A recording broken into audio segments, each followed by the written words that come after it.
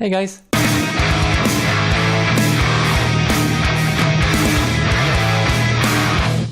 So one thing I wanted to touch on was that these lessons are more geared towards songwriting, as I mentioned before, not on techniques though.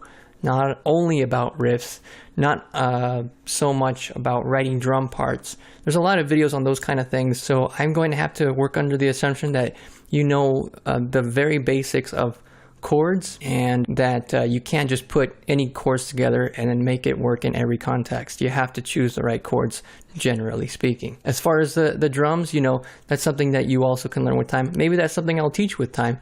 Alright, so one thing I wanted to touch on was not just riff writing, but odd times. What I try and do is not make them feel forced. What I try and do is make them feel as natural as possible and as organic as possible, straying away from sounding too artificial or forced, like I'm just trying to make it prog. I just kind of let the riff write itself, and I'm going to show you a couple of ways I do that. Number one, I start with a chord that I feel can at least prompt me in the right direction, and one of those is this chord, and I'll show it up on the screen.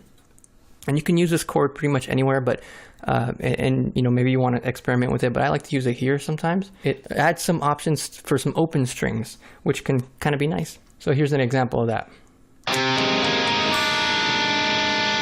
So I'm doing that chord, and that bottom string is open. That's open D.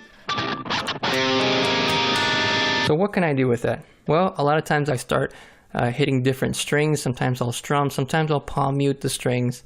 And I just want to see what I can come up with.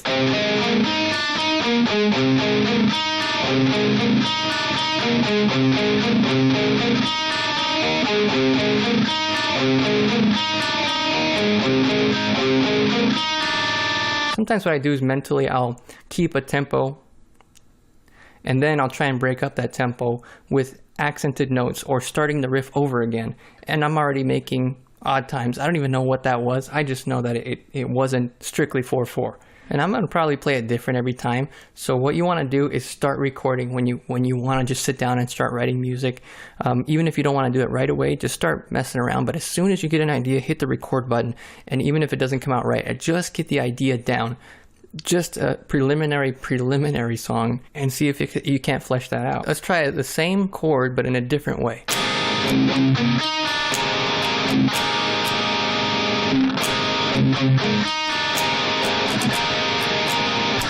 Okay, now right there, immediately I'm already thinking, where can I go from there? A lot of the chords that I do from there are chords that I already know work. So I can use a lot of chords, and I have a kind of mentally stored what I can do.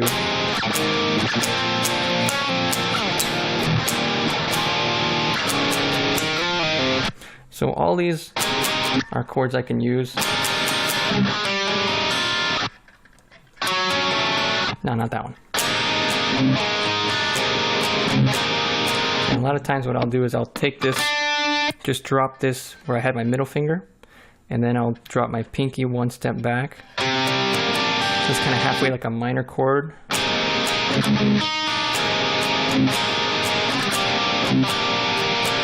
So I'm just kind of dancing around with it. I want to change it up.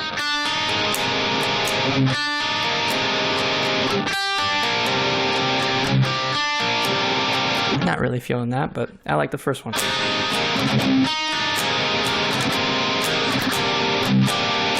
I can actually, what I want to do there, just to change things up, because I'm hanging on this chord a little bit. Right here, I don't want to hang on it that long. So I want to change right there. I want to just kind of change it up, keep the listener on their toes. I feel like that adds a lot of depth and a lot of interest to instrumental music. And I'll talk more about why I think that is, personally, why I feel like you kind of have to keep the listener on their toes. And I'll just play around with chords, but this is one that I like a lot. You might recognize a lot of these chords because Periphery uses a lot of them. And this chord is kind of an easy chord to switch back to. And what I'll do at this point, I'll just start playing the chord. I won't even think about what I'm going to try and do until I get there.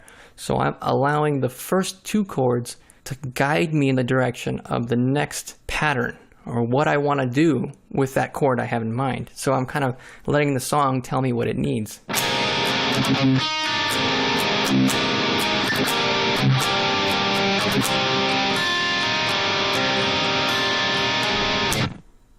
Okay, so that sounds pretty good. I'm hanging on that chord a bit. The middle chord, I'm not hanging on, so it kind of keeps listeners on their toes when that chord changes. So I'm already using different techniques here. I'm using strumming, palm mute, and then it's arpeggio. Now at that point, I'm thinking, do I want to keep with chords, or maybe I want to add in a riff? I think at this point I want to add in a little lead line. This is where I'll start working in something like that. I'll probably play the last chord again,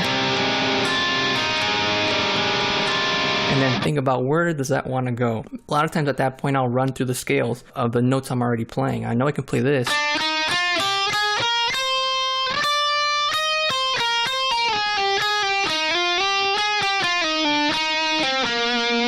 So maybe something like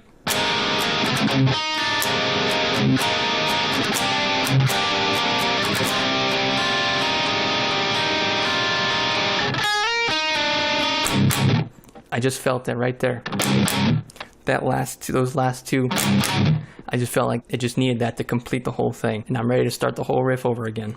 So what I'd like to do at this point, if I like what I'm doing, I will then find the tempo. It's 132, so we'll set our project to 132. Almost immediately when I write a riff like that, I'll start with the drums right away. I want to know as fast as possible if this is a song idea worth pursuing. I don't want to waste my time with something that I'm not going to really like. So I want to like each and every part of the song that I'm making. I want every part to sound solid.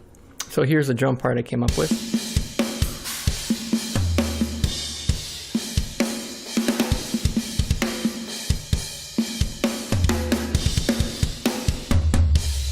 Alright, so now that I get the drums down, I will actually go in and write the other guitar. I pan all my guitars. I always do 100% left, 100% right.